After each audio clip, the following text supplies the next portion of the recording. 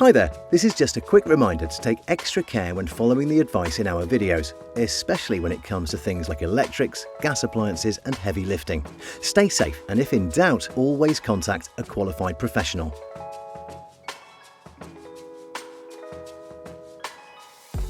Find the condensate pipe.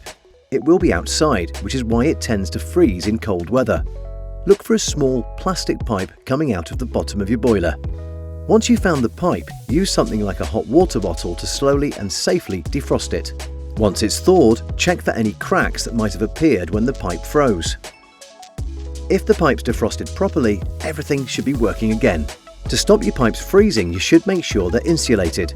Also, remember to have your boiler serviced once a year and keep your home warm in the colder months. Thanks for watching. Check out the rest of the videos on our YouTube channel. Or, for more advice on looking after your home appliances, head to the D&G website at domesticandgeneral.com.